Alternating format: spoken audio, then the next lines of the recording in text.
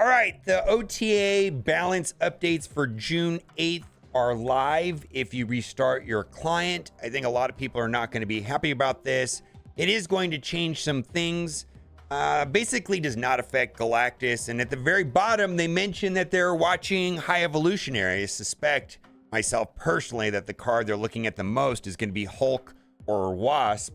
Let's just read what they have. There's basically a nerf to Spider-Man, a nerf to Beast, which I don't really understand, nerf to Hood, and then we get 2 boosts, Rogue, which I think is great, and Medusa, which I also think is great. And for the record, I feel like the game needs more buffs than nerfs, and they seem to like nerfs more than buffs. Let's talk about Spider-Man. Spider-Man now is going to be a 5/4. Now, in reality, most of the time you want to play Spider-Man on turn 5 anyways, because then it locks out turn 6 and you're good to go.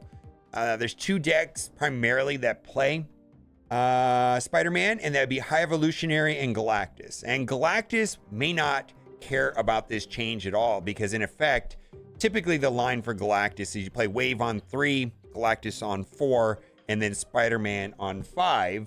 And so this is the way where Spider-Man is too good in Galactus, a deck that usually plays him on turn 5, so we're making him a 5-drop and increasing his power.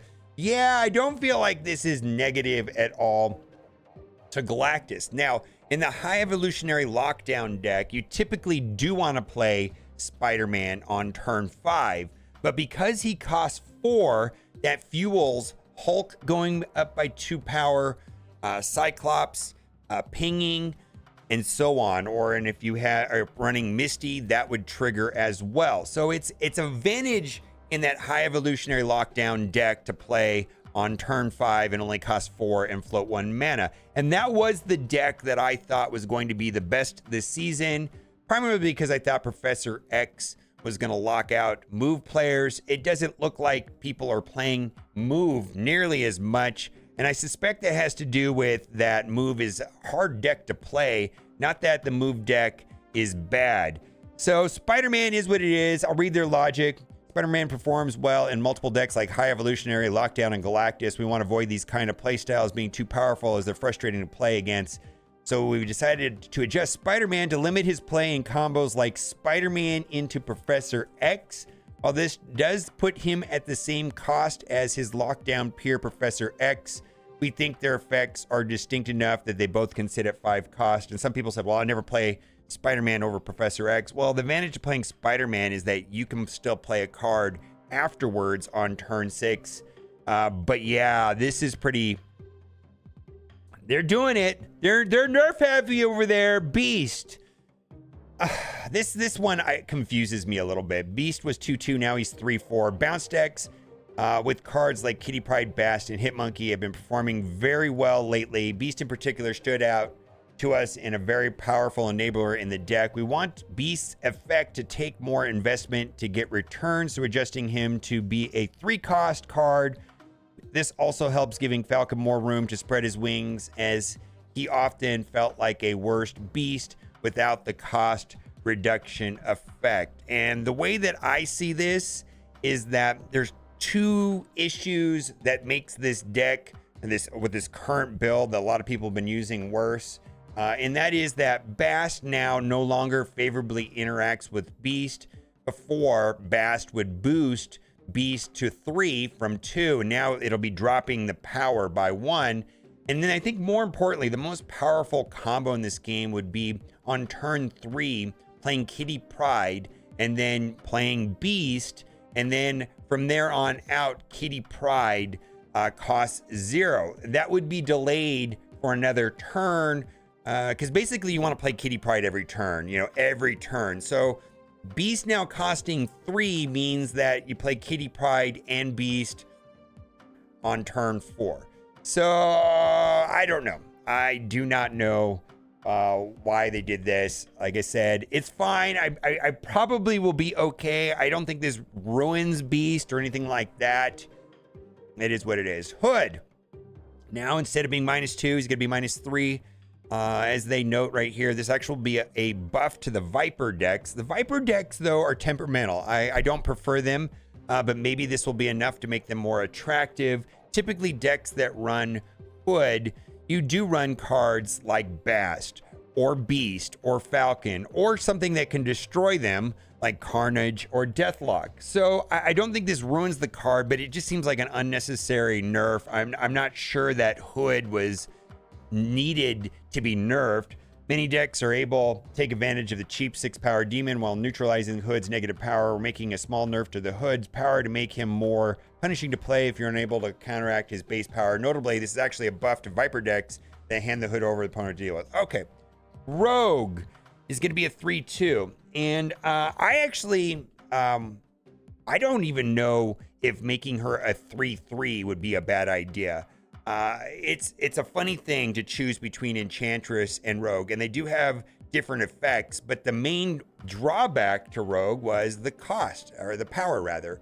Just 1 power, and maybe you get something good, maybe you don't. It's also random. I mean, if they're playing something you want in the same lane as Lizard, well, then you pull the Lizard effect instead of the Luke Cage, cost reduction effect. A similar vein to Enchantress buff, Rogue card, we expect to see more to counteract powerful ongoing effects. While it's not surprising that Enchantress is more popular with a higher base power, more universal coverage with synergy cards like Zabu and Lizard, we're surprised to see that Rogue performs poorly even in Silver Surfer decks. So Silver Surfer decks, there's obvious synergy because he's a 3-drop, and then you get the benefit of Silver Surfer, right? We're giving her a small bump of power to help her to be a more viable and tool to counter ongoing cards. I think this is great. Medusa. I haven't played Medusa in a long time. On reveal, at the middle location, plus 3 power. So now she's going to be a 2-5. And I just want to say that I'm looking forward to Silk. Silk is coming out next week, 6,000 tokens. She's going to be a 2-5. She has an effect that's going to make her unpredictable, because she can get moved around. Maybe that'll be bad. Maybe that'll be good. We'll have to see. But 2-5s are powerful. Lizard is still some ways powerful, with 2-5, but -4. But Jeff, I think, is the most useful 2-drop in the game currently. I'm looking forward to Silk when she comes out. I'm going to be purchasing. I don't think everybody should purchase Silk. Like, if you're thinking about purchasing Silk, maybe wait and see how useful she is. But we'll see. But Medusa now will be in effect a 2-5 if she's played in the middle location. Players move past many of the starter cards pretty quickly, but most of them make a comeback in a variety of later archetypes. For example, Quicksilver was in Lockjaw decks for a while. I guess Iron Man, he's playing Thanos ongoing with Mr. Negative, sure. And Mr. Negative almost always plays Iron Man. And just recently, a High Evolutionary brought back all the vanilla cards, sure. Medusa, however, stands out a card that sees virtually no play anywhere beyond the early stages of Snap, even though she's consistently a 2-4. Currently, restriction makes her weaker than she may seem. We're giving her buff to allow her to better complete with other options at a 2-cost slot. Actually, I think she might get some more play for sure. Now, this is the part that is probably the most concerning to me at the very bottom. And, there's 2 parts to this. One part I'm super hyped about. One part I'm a little bit concerned about. Thanks for reading. We're continuing to keep a close eye on the game balance and High Evolutionary in particular. So they're looking at High Evolutionary. So there's deck builds out there that just run a 3-piece. They run High Evolutionary with Hulk and Wasp. Hulk and Wasp are amazing. They just are. It is what it is. Maybe Hulk they feel is too powerful. And they also said in the past that it was easier for them to adjust like 6-cost cards than 0-cost cards. So if I were to guess what this means is that they're not going to be looking to do anything in particular, the High Evolutionary himself. Maybe this has something to do with Hulk. See you all next week for a new patch and the release of Conquest. Yes. I'm super hyped for Conquest because frankly, the last couple of weeks in every season are somewhat uneventful for me.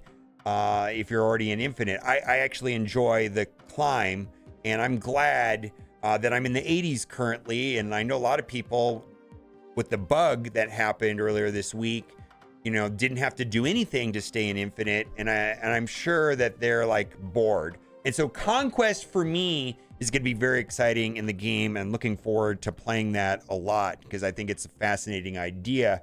And then secondly, a new patch.